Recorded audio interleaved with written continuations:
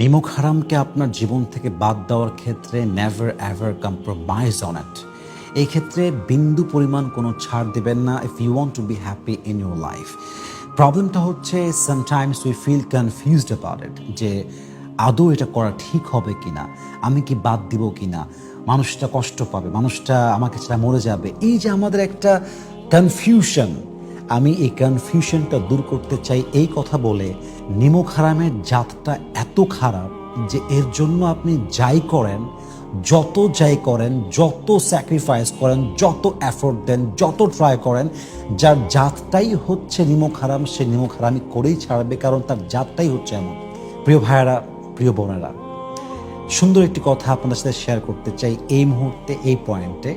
একটা মানুষের জাত বড় ইম্পর্ট্যান্ট। জাতটা বড় একটা ইস্যু, যে সে আদৌ আপনার সঙ্গে আজীবন থাকতে পারবে কিনা।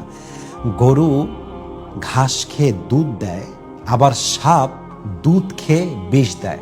পার্থক্যটা হচ্ছে জাস্ট জাতের। যার জাত যেমন, সে তেমনটাই আপনাকে দিবে।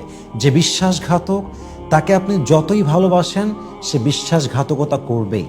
যার জাত হচ্ছে বেইমানি আর নিমক হারামি দিয়ে ভরা, if you sacrifice a lot for him or her, he will definitely break your trust.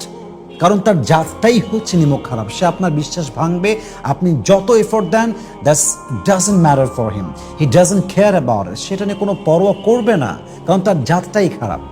আমি একটা কথা আমার ওয়াজে বলেছিলাম যে আমি নিমক হারামের সঙ্গে থাকতে পারবো না। তো আমাকে একজন প্রশ্ন করছিল যে ভাই কেন থাকতে পারবেন না, ইসলামে তো ক্ষমার কথা বলা হয়েছে, আপনি ক্ষমা করে দেন। আমি ছোট্ট একটা ব্যাখ্যা দিব যে দেখেন, নিমক হারামের সঙ্গে আমি থাকতে